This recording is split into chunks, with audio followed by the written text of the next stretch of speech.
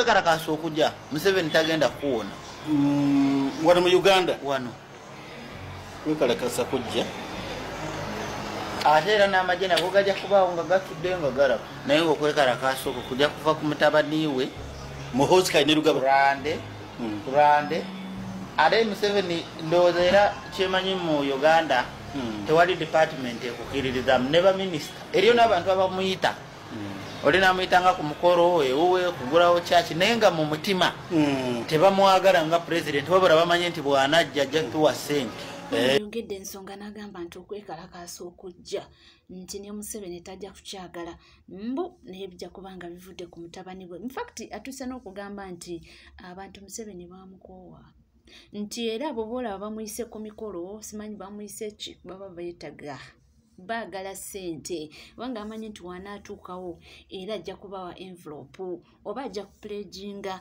alekewo omudidi gw'ensimbi naye nga in actual sense abantu bako tuvuddeko eyo munnange tudde ku nsonga eri mu ddiiro essaawa ya kakati ensonga ya mukulu eri mutwe essaawa eno ebifaananyi bye byatadde munnange bye biri ku mimwa gy'abantu era abantu beebuuza ali mu mbeera ki ate kyewuunyisa nti CDF n'asigala nga aweereza ebigambo bino nno ebiringa ebisiga obukyayi mu mawanga era nga abantu ab'enjawulo bavuddeyo okukyogerako ku kintu ekyo abamu ne bagamba nti oba oliawo gundi tuleme okuba nga ate abanyankole bonna tubateekako ki oba tubateeka mu kintu kino tuteeke ku oyo omuntu omu ye yekka avuddeyo n'aba nga akyogera nti oli be bamuyina era bali kubanga bamwegereza lunyankole bangi nnyo mubadde mutunenya nti tusiga obukyayi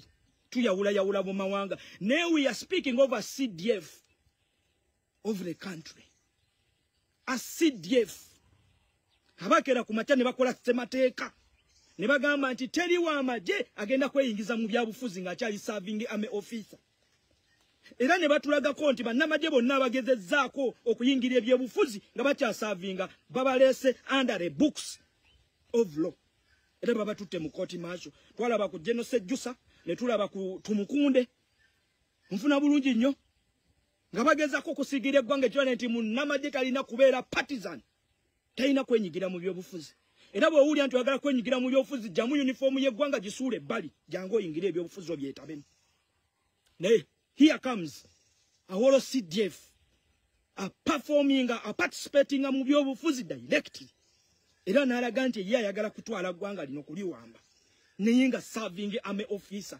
bano bino bye bakola sifa abakera ku makya ne tubibaga be baatuula nga tebaliiko mwenge gonna nga bategeera bulungi balina ku magezi banywa ne kacaayi ne babaga bino byonna olwaleero bye bali mu kulwana ate nga it's our right okubidefendinga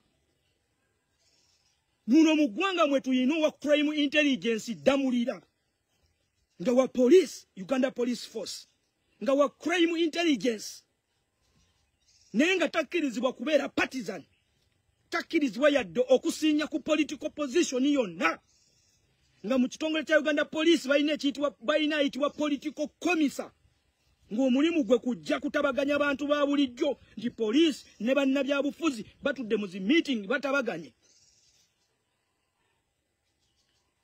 naye here comes Damulira General Damulira proudly in a uniform in a government uniform n'ayimirira nti agenze mu ghetto nadda mu bavubuka nga bambadde t-shirt za NRM eziriko General Museveni proudly publicly n'atandika campaigningira General Museveni nane nga ali mu uniform ya ggwanga you people you're sending the country to the dogs General Damulira n'oyimirira proudly ngogezako gamba abavubuka mumanyi Sudani wefaanana mumanyi Libya wefaanana kakati eggwanga eryo sitwagala ligendeeyo ani atwala eggwanga eryo Libya gyeri ani atwala eggwanga Sudani gyeri tuli mu nsi ng'olwaleero aba SFC n'abamagye basobola olumba police station ne bakuba abasirikale ne hostali waawo n'abantu abaliwo ku police post ne babakuba emiggo bonna and you come out and say no gamba nti lino eggwanga mu abavubuka mmwe mutwala eggwanga Libya gyeri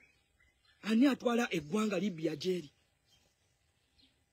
olwaleero tutunulira batabani ba Gaddafi tutunulira batabani ba Assad bye baali bakola byawukanako ne mutabani wa General Museveni byakola ekyo nga tokya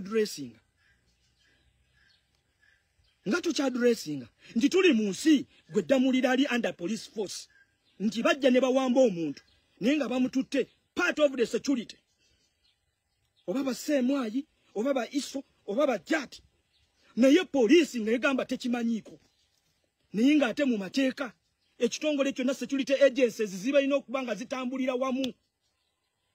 Tuli mu ggwanga nga minister wa internal affairs General Kayindo Tafiire nga asobola okuvaayo n'agamba nze simanyi ebyo byonna ebikoleddwa siina kye mmanyi era saategezebwako. Kakati bwe tuba nga tuli mu ggwanga nga security agencies sister security agencies tezisobola kukwatagana nti tulina gwe tugenda okuwamba ne poliisi erina okukimanyako nga Lusoka agenda kujja tunne mu kamera bamugambe Eddie Mutwe yawambiddwa agambe nti ekitongole bwe kiti kimulina naye la spokesperson wa police force najja n'agamba oyo tetumanyi gyali era tetumulina. CDF n'avaayo n'akonfaminga nti oyo tumulina era n'ebifaananyi bibino obujulizi obulaga nti tumulina buubuno. Mugamba ky'ensi mugamba ky'eggwanga ife babi ffe tutwala eggwanga mu mbwa ife tutwala eggwanga mu mbwa abavaayo okwogera ne tubagambako ife tutwala eggwanga mu mbwa. Bannaddiini bino byonna mubiraba mutunudde musirise eggwanga liddayo yo gye lyava bani abatwala eggwanga gye lyava omusajja asika eggwanga alizzaayo gye lyava. Eggwanga lya Uganda lirina history ey'omusaayi kankikuddiremu nkikutereza bulijjo ndaba wana bayita bannayuganda abasiru abatasobola kulwana naye bannayuganda si basiru they are not stupid. Eggwanga lya Uganda lirineko ey'omusaayi transition zizonna zibadde zakuyiwa musaayi. For the past 40 years bannayuganda bagumye bugumi ne bagamba situjja kuddayo eri gye twava si mmwe mubalemesezza okuddayo gye baava wabula beekuumye ne bagamba situjja kuddayo gye twava. Bannayuganda olwaleero nga bakyasobola okulaba ku buwanga bw'abajjajja baabwe abattibwa nga buli kungulu temubayita basiru. Let the silence of Ugandans not be their weakness. Don't take it as their weakness. Munyigiriza bannayuganda mubatuusizza ku kisenge. Munyigiriza bannayuganda mubatuusizza ku kisenge. Mukaabiza bannayuganda naye yo just a small group. Temuweza yadde ne a quarter. We are 48 million Ugandans. Mu lutalo lw'ekinaana mugamba mitwalo 5 gaafa. Eggwanga lyasigala liyimiriddewo litambula. Nkiddamu okibajjukizo kitegeera. Temugeza kusikako ggwanga. Temugeza kusika ggwanga lizzaayo wajje lyava. Afande Nareiso Jeno Damulira Kayindo Tafiire ntowe mugamba nti mwagenda mu nsiko ne mugezaako tereza eggwanga. Ensonga ze mugamba nti zabatwala mu nsiko tereza eggwanga olwaleero ze ziriwo. Bannayuganda bakuumye obuntu bulamu. Bannayuganda bakuumye obukakamu. Bannayuganda ne bagamba nti tugenda kukwata kkubo lya musaayi katukwate kkubo ly'amateeka katuyite mu kiyitibwa demokrasia naye bannayuganda baliirwedde okuddayo wa gye baava. Nkubuulira tubalina obulumi bungi nnyo ku mitima akonye ku kintu ky'okubanga nti forces zaffe wanene mu ggwanga Uganda nti bali partisan. Ayogedde ku nti ensangi zino tulaba abantu abamu ali mu forces agenda ku addressinga bannayuganda naye ng'ayambadde t-shirt ya NRM. Ne weebuuza eggye lya ggwanga yandibadde asaavinga bannayuganda bonna tebandibadde nga bainvolvinga mu bintu by'okuba nti ayambala t-shirt eraga nti ngwera ku side eno bo balina kubeera awo neutral. Navayo nayogera ku nsonga yabaddewo waneeno aba SFC gye balumbye police station yonna ne bakuba buli wa police office eyabaddewo ne babanyagulula. In fact nalabye OC nga n'ebigambo talina bamukubye yenna buli kimu bakibajjeeko kwegamba nti ebibuuzo ne bisigala nga bingi. Uganda tulagawa kakati wosanga nga kati aba UPDF bebalumba police ekola eyandibadde ekola omulimu gwayo to keep order and to keep law and order n'okulinda abantu n'ebintu byabwe. Ate gwe ne muddaawo ne mudda lwakuba mulaba nti muli above ne mukwata abantu mubaleetere police mubagambe mbu abo mulina obbasiba. No explanation, temulina writing SFSO ekola arresting abantu bababuuza abantu bakoze eki mwabakubye muleeta abantu bwe mwakubye kumpi kufa mulagira bano babasibe. So ebintu si birungi ebitambula ebigenda mu maaso era tetumanyi oba binagwako bitya. Abantu bali worried nti singa tubanga tweyongerayo ate oba oliawo ate ne tudda nga tweyongera mu maaso ne military regime tuyinza okukomenkereza bubi nnyo kubanga gye tulaga mu butuufu wazibu nnyo. Era nga tukyali ku nsonga y'emu eyo ekigenda mu maaso, Secretary General w'ekibiina kya NUP omukulu David Lewis Lubongoya avuddeyo olunaku olwaleero okubanga alambulula ku ebyo ebigenda mu maaso. Jjukira olunaku olwaleero zibadde zijja kubeera ssaawa 8 babadde balangiridde nti essaawa 8 abantu bonna banakibiina kya NUP and well wishers bonna kuŋŋaanira wali ku kitebe ekikulu e Makerere Kavule. Naye munnanga abasajja olutegedde bwe bati zibadde tezinawera nga bamaze dde okuba nga basirinzeeko ekifo kyonna kwegamba obadde balaba nga beebala kamera naye nga bamaze dde okuba nga basiringako ekifo nga toyina ng'egyosobola okuba nga okyakiseesingamu. Nti tulabye ebifaananyi ndowooza ebireetedde abantu bangi nnyo okweraliikirira n'okutya n'okwewuunya oyo mutabani wa Museveni bw'alowooza ne byakola. Mulabye ng'atadde ekifaananyi kya mu mbeera gy'alimu. Buganda waffe we bamukwata ng'ali herefe bulungi nnyo ng'alabika bulungi. Wawulidde nti kye basooka okukola kwe kumusalako ekirevu kye n'enviiri nga bagezaako okumutyoboola. Abamanyi edi mutwe bakimanyi bulungi nnyo nti kimu mu bintu byasinga okwagala kye kirevu kye kwegamba bino byonna babikoze okumutyoboola n'okumumalamu ak'obuntu. Ujjukire bwe basooka omukwata yavaayo n'abategeeza tibamwambula engoye zonna zonna n'abeera bukunya ne bamukuba ebifaananyi ne bamukwatakwata mu bitundu by'ekyama n'ebirala bwe bityo kirabika ne wano bye bamukoze. So tuvumirira ne sekuvumirira ina ebikolwa bino ebityobooledde embeera y'obuntu ebitatambulira ku mateeka. Edi mutwe bamukwata ku lunaku lwa Sande leero Lwakutaano. Ebbanga lino lyonna mutano wa Museveni afuddeyo n'akakasa nti yabadde naye ekyembi ng'agamba nti ali mu kumuyigiriza Lunyankole.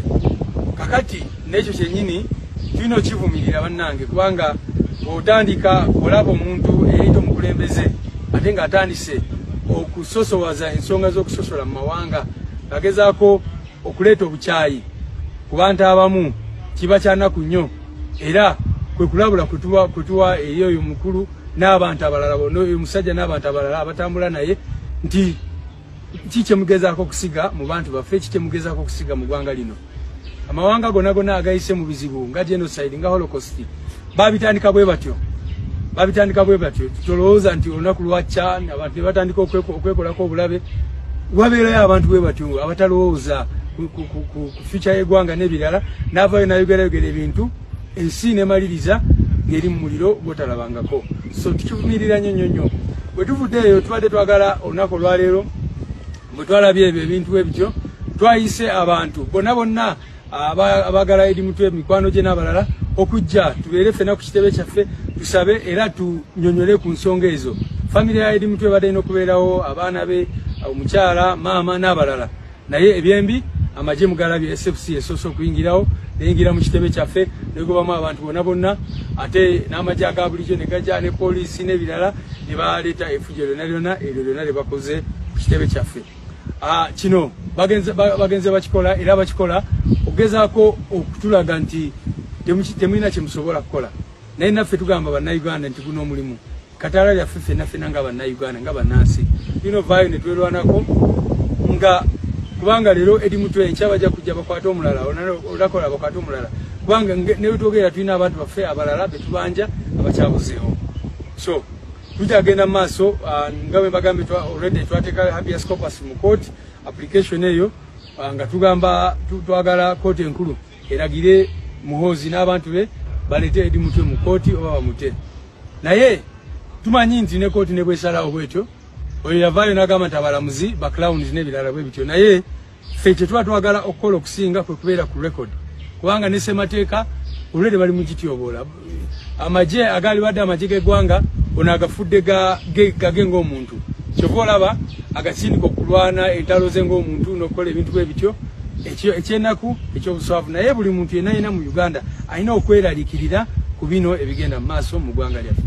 Ndowooza okiwulidde nno evening yawo zibadde oba nga saawe mundabyeko ekiwandiiko nga omukyalo ono wa human rights Wangadya ng'afulumiza ekiwandiiko ekidimandinga nti baproducing Eddie Mutwe mu kooti. Naye omanyi ebigambo by'omukyalo bwe biba bikonta n'oluusi olaba ekiwandiiko ate oludda mu kamera n'ayogera ebitakwatagana, naye nga tusuubire nti oba oliawo kiri genuine era nga oba oliawo ategeeza ekigenda mu maaso, ategeeza kyawo ebiri mu kiwandiiko omwo.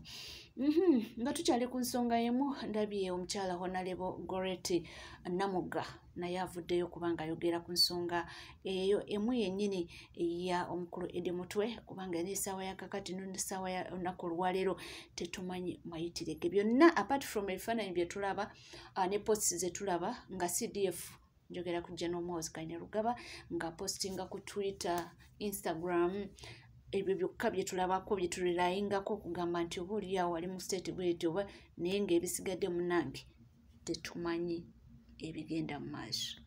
Ebigambo ebitambula ku gye tuyita X former Twitter ku nsonga za Eddie Mutwe n'ebigambo omukulu akulira amagye General Muhoozi bye yayogedde. Ekisooka nsaba okutegeeza eggwanga nti kano kaseera kakusoomooza eri ffenna, naye mu ngeri enjawulo abakulembeze babaka ba paalamenti, ba ministers, naddala Minister wa Justice and Constitutional Affairs, Minister wa Defense, bino byonna nga bitambula bigenda mu maaso. Mujjukire nti tulina ssemateeka atufuga. Kitukakatako ffe ng'abakulembeze okukuuma okuprotectinga abo be tukulembera. Kya bulabe nnyo okubanga tweets zino zigenda mu maaso nga teri anyega, ffenna tufuuse bakyesirikidde. Tetusobola kubanga tuli bakulembeze mu ggwanga eritakyagoberera mateeka. Badde wano nga ntunuulira mu Constitution chapter 12 Defense and National Security nga ntunuulira Uganda People's Defense Forces balina kweyisa batya, Parliament erina kukola ki mu kaseera nga kano. Tuzeeyo ku mulembe gwa safe houses. General Muhoozi n'ogamba nti ono Eddie Mutwe ali mu basement yange, ali mu kuyiga Lunyankole. Kate akaseera kano mulaba nga atudde ku toilet. Zino ofisi zikyalina amakulu. Ate mwana wattu n'endaba nga waliwo n'abawagira kino kitugatta oba kitwawula. Gwatuddeeyo ng'olaba oli agamba ono ali eyo ayiga Lunyankole. Mwe temulabanga waliwo omuwaatu ogugenda okuteekebwawo wakati w'amawanga? Munaatandika olutalo lw'amawanga mugenda kumalako nalwo ng'omukulembeze, ng'omubaka wa Parliament, mpita abakulembeze bannange bonna tuveeyo tukondeminga ekikolwa kino. Bulijjo bayita Parliament mu luwummula bino ebitambula mu maaso n'ebigambo ebiwanyisiganya. Actually kino kyakusoomooza eri national security, kyakusoomooza eri obutebenkevu bw'eggwanga. Parliament bulijjo eyitibwa olw'ensonga ezimu endala okuvaayo mu luwummula. Nze ndowooza kano kaali badde akaseera tuyite Parliament ekomewo tutunule mu conduct of the CDF. Abamu muyinza okutya okubyogera naye njagala okubategeeza lino eggwanga lyaffe teri alinako monopole. Bino byonna bitambula future y'abaana baffe n'abazzukulu betuddidde mu bigere tebalikkiriza nti embeera bw'eti etambula nga waliwo abakulembeze abaawa obuyinza abaalayira okukuuma ssemateeka nga basirise busirisi. Article 3 eri very clear. Tuteekwa ffe nga bannansi okuvaayo okulwanirira ekitiibwa kya ssemateeka ng'etyoboolebwa. So nganze omukulembeze mbakunga mbakubiriza ng'abakulembeze tugenda kuweebulibwa, ekitiibwa kigenda tuggwamu, bannayuganda bagenda tulaba ng'ekitagasa nga babonaabona weetuli tutudde ofiisi baazituwa. Obutegedde omusajja akola tweets ne ziba tweets after tweet n'ogamba kikyo ekigenda mu maaso naye nga bambi ebigambo byayogera oba byawandiika nga byennyamiza.